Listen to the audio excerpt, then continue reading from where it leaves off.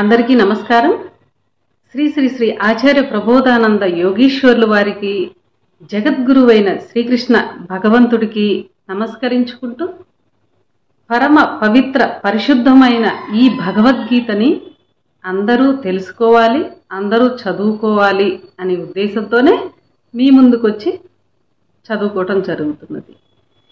ఈ అతి రహస్యమైన జ్ఞానమును భగవంతుడైన శ్రీకృష్ణుడు అర్జునునికి తెలియచేశాడు. ఈ రహస్యము అని ఎందుకు చెప్పాడు అంటే, ఇంతవరకు ఎవరు బోధించలేదు. సృష్టి ఆదిలోనే బోధించిన జ్ఞానమును మరలా శ్రీకృష్ణుడు అర్జునుల వారికి తెలియచేశారు. ఈ అతి రహస్యమైన జ్ఞానం మనందరికీ అర్థం అవ్వాలంటే ఎంతో శ్రద్ధ అవసరము. శ్రద్ధతో వింటేనే ఈ బ్రహ్మ విద్యా శాస్త్రమైన భగవద్గీత మనకి అర్థమవుతుంది. లేదు అంటే మాయ మనిషిలో గుణముల రూపంలో ఉంది. ఈ మాయ అనే గుణములు మనకి అర్థము కాకుండా చేయగలవు. అందుకోసమే భగవంతుడైన శ్రీకృష్ణుడు ఏమి చెప్పాడు అని శ్రద్ధతో వింటేనే మనకు అర్థమవుతుంది. అర్జునుడికి సందేహం వచ్చి, నా ఎదుట ఉన్న నీవు పూర్వం ఎప్పుడో సృష్టి ఆదిలో ఉన్న సూర్యునికి జ్ఞానము ఎలా తెలియచేశావు అని ప్రశ్నించారు శ్రీకృష్ణుణ్ణి. అప్పుడు ఇలా చెప్పారు, శ్రీ భగవంతుడెట్లనియే, బహూని మే వ్యతీతాని జన్మాని తవార్జున తాన్యహం వేద సర్వాణి నత్వం వేత్త పరంతప. ఈ శ్లోకము జీవాత్మ మరియు పరమాత్మ గురించి తెలియజేశారు. భావము, నాకు ఎన్నో జన్మలు కలిగినవి, నీకు కూడా ఎన్నో జన్మలు కలిగినవి, అవి అన్నీయూ వరుసగా నాకు తెలియను, నీకు మాత్రము ఏమీ తెలియవు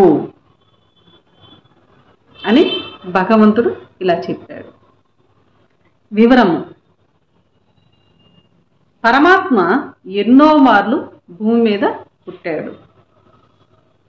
పరమాత్మ ఎన్నో మార్లు భూమి మీద పుట్టాడు. అట్లే జీవాత్మ కూడా పుట్టుచూ వచ్చాడు. ఆయనకు అన్ని జన్మలు జ్ఞాపకమున్నవి. పరమాత్మకి జీవులమైన మనకు ఏ మాత్రము జ్ఞాపకము లేవు జన్మలు. పరమాత్మకి జ్ఞాపకమున్నవి, జీవులైన మనకి జ్ఞాపకములు లేవు. ఇక్కడ మనకెందుకు జ్ఞాపకము లేకుండా పోతున్నదని ప్రశ్న. ఈ ప్రశ్నను అర్జునుడు అడగవలసి ఉన్నది, కానీ అడగలేకపోయాడు. అయినా మనము వదలడము లేదు. ఈ ప్రశ్నకు ఇక్కడ అడుగుచున్నాము. ఏమి చెప్పాడో చూద్దాము. జీవాత్మవైన నీవు శరీరంలో కొంత పరివారముతో నివసిస్తున్నావు. పరివారం అంటే అర్థం కాలేదా? నీతో పాటు శరీరములో ఉన్న మనస్సు, బుద్ధి, చిత్తము మొదలగు 24 మంది సహచరులున్నారని మనం ముందు శ్లోకంలో తెలుసుకున్నాము. 24 మంది సహచరులు ఉన్నారు. వారిలో మనస్సు అనువాడు అన్ని విషయములను జ్ఞాపకము పెట్టుకొనువాడుగా ఉన్నాడు. జీవాత్మకు సహచరముగా ఉన్న మనస్సు జన్మతో పుట్టి పెరుగుచూ వచ్చి మరణముతో నశించిపోవుచున్నది. ఒక జీవుడు ఎన్ని మరణములు పొందినప్పటికీ వాడుగానే ఉండును. కానీ శరీరము అలా ఉండదు. ముందు జన్మలో ఉన్న ముక్కు వెనుక జన్మలో ఉండదు. ఒక జన్మలో అందమైన ముక్కు ఉండవచ్చును, మరొక జన్మలో అందహీనమైన ముక్కు కూడా ఉండవచ్చును. అట్లే అన్ని భాగములు జన్మ జన్మకు అవి అలాగే ఉండక వేరువేరుగా వచ్చుచుండును.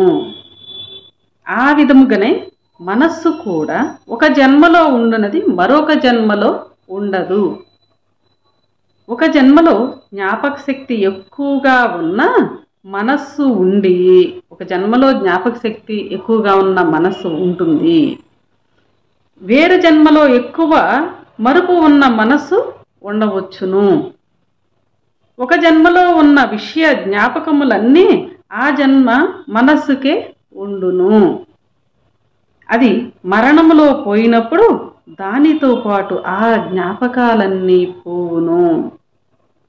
అందువలన వెనకటి జన్మ జ్ఞాపకాలు మరుజన్మముకు ఉండవు, మరుజన్మమున ఉండవు. ఎన్ని జన్మములెత్తినా ఏ జన్మ జ్ఞాపకాలు ఆ జన్మకే పరిమితమై పోవుట వలన జీవునికి ఎన్ని జన్మలెత్తినది, ఏ జన్మలో ఏమి చేసినది తెలియదు. నీవు జీవునవే కావున నీకు నీ జన్మల విషయము ఏమీ తెలియదు. మనందరం జీవులమే కాబట్టి మనకి ఏ జన్మ విషయమును తెలియవు, జ్ఞాపకము ఉండదు. మనము జన్మలున్నది, మనకు జన్మలున్నది, జన్మల విషయము మనకు జ్ఞాపకము లేకున్నది. శ్లోకములో చెప్పటమే కాక తనకు 3 జన్మలు కలవని, అవన్నీ ఆయనకు తెలుసునని భగవంతుడు ప్రకటించుకున్నాడు. తరువాత శ్లోకములలో మానవులు పుట్టినట్లు తాను మరణిస్తూనే పుట్టువాడును కానని, తన అవసరము భూమి మీద కలిగినప్పుడు మాత్రమే పుట్టువాడినని కూడా చెప్పాడు. తాను భూమి మీద భగవంతునిగా పుట్టి ఏమి చేయవలెనో అది కూడా చెప్పాడు. ఆయన జన్మల విషయములో ఇక్కడ పెద్దగా ప్రశ్న రాకున్నను ఆ శ్లోకములలో మాత్రము ఒక ప్రశ్న వచ్చుటకు అవకాశము కలదు. ఎన్నో జన్మలు ఎత్తిన మనకు దేవుడు ఎన్ని జన్మలు ఎత్తాడనే ప్రశ్న రావచ్చును. దానికి జవాబు తర్వాత శ్లోకములో కంటే ఇప్పుడే తెలుసుకోవటము మంచిది. కావున ఆ జవాబు ఏమిటో చూద్దాం. దేవుని చేత మొదట ప్రపంచము, తర్వాత జగతి 2 సృష్టించబడ్డాయి. జగతి తర్వాత ప్రపంచము సృష్టించబడ్డాయి. ప్రపంచము తర్వాత జగతి 2 సృష్టించబడ్డాయి. దేవుని చేత సృష్టించబడిన మానవునికి తాను దేవుని చేత సృష్టించబడినానని, తనకంటే ముందే తయారు చేయబడిన పంచభూతములైన ఆకాశము, గాలి, అగ్ని, నీరు, భూమి దేవుని చేతనే సృష్టించబడినాయని, విశ్వమంతటికీ ఒక సృష్టికర్త ఉన్నాడని తెలియదు. ఆనాటి మానవునికి కనిపించు ప్రకృతి ధ్యాస తప్ప కనిపించని దేవుని జ్ఞాపకము గాని ధ్యాస గాని ఏ మాత్రము మనిషికి లేకుండా పోయింది. దేవుడు అని పదమే తెలియని మానవునికి దేవుడు ఒకడున్నాడని చెప్పుటకు, దేవుడు పదమే తెలియకుండా పోయిన మానవునికి దేవుడు ఒకడున్నాడని చెప్పుటకు దేవుని విషయము తెలిసిన వాడొకడు రావాలి. ఆ విధముగా దేవుని విషయము తెలిసిన మనిషి యొక్క అవసరము భూమి మీద మొదట ఏర్పడినది. దేవుని విషయము దేవునికి తప్ప ఇతరులు ఎవరికీ తెలియదు. కావున అటువంటప్పుడు దేవుడే ఒక మనిషిగా భూమి మీదకు వచ్చి తన విషయమును తానే చెప్పవలసి వచ్చినది. ఈ విధముగా మొదట భూమి మీద దేవుని పుట్టకు అవసరం ఏర్పడినది. దేవుడు మనిషిగా భూమి మీద పుట్టడమును భగవంతుని అవతారము అంటున్నాము. దేవుడే స్వయంగా భూమి మీద పుట్టడమును భగవంతుని అవతారము అంటున్నాము. మొట్టమొదట దేవుడు భగవంతునిగా భూమి మీద పుట్టాడు. దేవుడు మనిషిగా పుడితే భగవంతుడవుతాడు, భగవంతుడు అంటాము. అట్లు పుట్టినవాడు దేవుడు అయినప్పటికీ అతనిని భగవంతుడే అని అనాలి. దేవుడు విశ్వమంతటా వ్యాపించిన వాడు కాగా భగవంతుడు కేవలం ఒక శరీరములో మాత్రము ఉన్నవాడు. దీనిని బట్టి సందర్భానుసారము దేవుణ్ణి దేవుడనియే అనాలి, భగవంతుణ్ణి భగవంతుడనియే అనాలి. సందర్భానుసారము దేవుడిని దేవుడనే అనాలి, భగవంతుణ్ణి భగవంతుడనే అనాలి. దేవుణ్ణి భగవంతుడిని గాను భగవంతుణ్ణి దేవుడని గాని అనకూడదు. నేటి కాలంలో చాలా మంది బోధకులు దేవుని యొక్క భగవంతుని యొక్క అర్థము తెలియలేదు. పెద్ద పెద్ద స్వామీజీలకు కూడా దేవుడంటే అర్థమేంటి, భగవంతునికి యొక్క అర్థమేంటి తెలియదు. ఆ విషయం తెలియక పెద్ద పెద్ద స్వామీజీలకు కూడా దేవుడని చెప్పవలసిన చోట భగవంతుడని చెప్పటము జరుగుతున్నది. అలా చెప్పటము వలన దేవుని యొక్క భగవంతుని యొక్క వ్యత్యాసము ప్రజలకు తెలియకుండా పోయినది. అలా చేయటము చాలా తప్పు అని భగవంతుడే స్వయంగా తెలియచేస్తున్నాడు మనకి.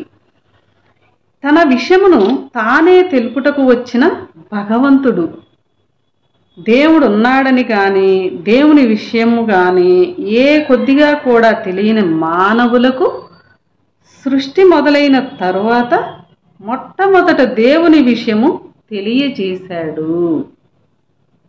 మానవునికి భూమి మీద కనిపించని దేవుణ్ణి తెలుపుటకు దేవుడు ఉన్నాడనే విషయము మానవుని మనస్సులో నిలిచిపోవునట్లు చేయడానికి భగవంతునికి ఒక జన్మ పట్టినది. ఈ విధముగా భగవంతుని మొదటి జన్మ భూమి మీద మనుషులకు దేవుని ఉనికిని తెలియజేయడానికే అవసరమైనది. భగవంతుని మొదటి జన్మతో జగతిలో దేవుని గురించిన విషయము తెలిసిపోయినది. అప్పటి కాలములో భగవంతుని బోధ వలన తమ కంటే అన్యుడు, అధిపతి, విశ్వ సృష్టికర్త ఒకడున్నాడని భావము మనుషులలో ఏర్పడినది. దేవుడి విషయం భగవంతుడు వచ్చి తెలియచేస్తే తమ కంటే పెద్దవాడు, అన్యుడు, అధిపతి, విశ్వ సృష్టికర్త ఒకడున్నాడనే భావం మనుషులలో తెలిసింది. ఆ విధముగా సృష్టి తర్వాత కొంతకాలమునకు భగవంతుని వలన దేవుని సమాచారము తెలియబడినది. దేవుడు ఒకడున్నాడన్న భావన మనుషులలో కొన్ని వేల సంవత్సరములు నిలిచిపోయినది. తరువాత మనుషుల తలలోని మాయా ప్రభావం వలన దేవుడు ఉన్నాడు అనుట అసత్యమని, ఉంటే ఎలా ఉన్నాడని, దేవుడున్నాడనుటకు ఆధారము లేదని తలంపులు రావటము మొదలైనవి. దాని వలన కొన్ని వేల సంవత్సరములకు దేవుని ఉనికి మానవులలో మాసిపోవటం మొదలెడినది. అలా దేవుడున్నాడను మొదటి ధర్మమునకు గ్లాని ఏర్పడటము మొదలైనది. అప్పుడు దేవుడు సత్యమని, దేవుడిలా ఉన్నాడని మనుషులకు తెలుపుట అవసరమైనది. ఆ విధముగా దేవుని అంశ భగవంతునిగా రెండో మారు వచ్చుటకు అవసరం ఏర్పడినది. దేవుని ఉనికి భూమి మీద మాసిపోకుండుటకు దేవుడు భగవంతునిగా భూమి మీద రెండవ మారు పుట్టాడు. అలా పుట్టిన భగవంతుడు దేవుడిలా ఉన్నాడని ఆధారము చూపుటకు దేవాలయములు తయారు చేశాడు. అంతవరకు దేవాలయముల ఉనికి భూమి మీద ఎక్కడా లేదు. భగవంతుని రెండవ రాకతో భూమి మీద దేవాలయములు వెలసినవి. శ్రద్ధగా గమనించాలండి.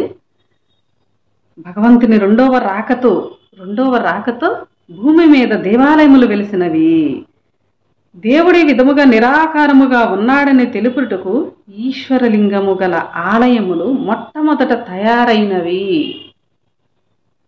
నిరాకారముగా ఉన్న దేవుడు భూమి మీద భగవంతునిగా శరీరము ధరించి పుట్టునని తెలుపుటకు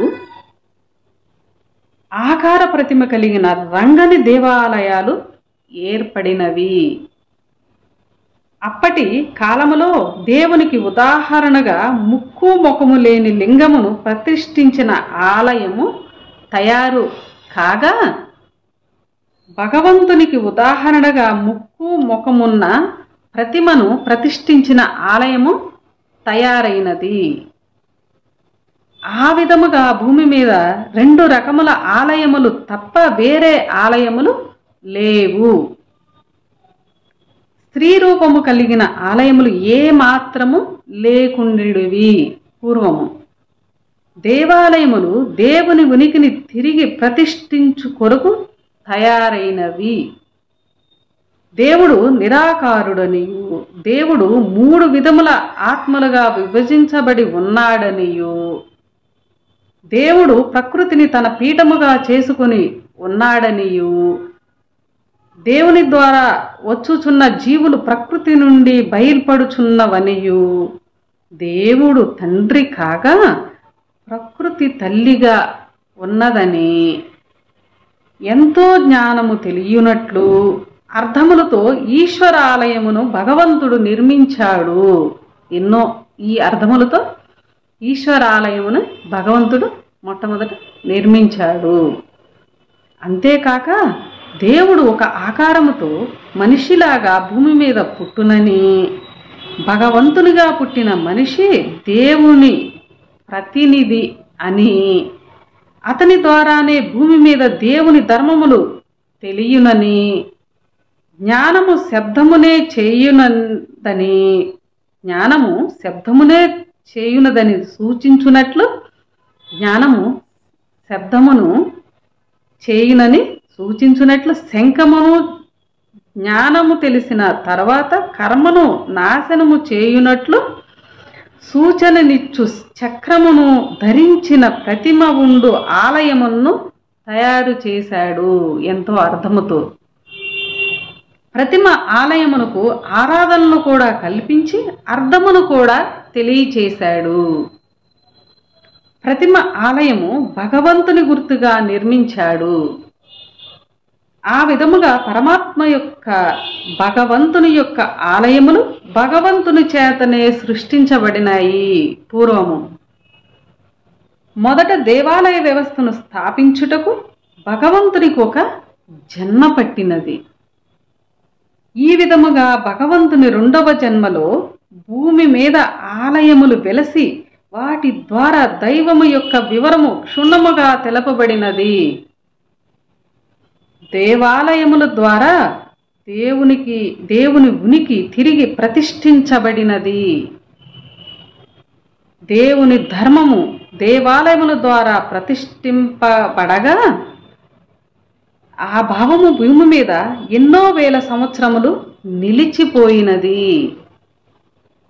తర్వాత కొంతకాలమునకు మాయా ప్రభావము చేత ఆలయముల ధర్మము మాసిపోవును మొదలుపెట్టెను. అంతటితో మాయ ఆగకుండా మానవుని చేత స్త్రీ దేవతాలయములను ఇతర దేవతాలయములను సృష్టించినది. అప్పటి వరకు స్త్రీ దేవతాలయములు లేవు. మాయ ఏర్పాటు చేత స్త్రీ దేవాలయములు కూడా ఏర్పాటు చేయటం జరిగింది, సృష్టించింది మాయ. దానితో దేవుని ఉనికి, ఆలయాల ఉనికి మారిపోయినది. అప్పటి నుంచే దేవుని ఉనికి, ఆలయాల ఉనికి మారిపోయినవి. దేవుడు ఒక్కడే అనే భావం పోయి దేవుని స్థానంలో ఎందరో వేల దేవతలు ఏర్పడ్డారు. ఆ విధముగా దేవుని ఉనికి, దేవాలయ ఉనికి యొక్క ధర్మములకు గ్లాని ఏర్పడినది. అప్పటి నుండే మాయ పనిచేయటం మొదలుపెట్టినది. జ్ఞానమునికి గ్లాని కూడా అప్పటి నుండే మొదలైనది. కావున ఆ సమయములో భగవంతుని అవసరము తిరిగి ఏర్పడినది. మొదట దేవుని ఉనికిని ప్రతిష్ఠించుటకు దేవాలయములను చిహ్నములుగా భావపూరిత నిర్మాణములుగా పెట్టగా అవి కూడా మాయ వలన కలుషితమగుటను చూచిన దేవుడు తర్వాత భగవంతుని రూపముతో వచ్చాడు.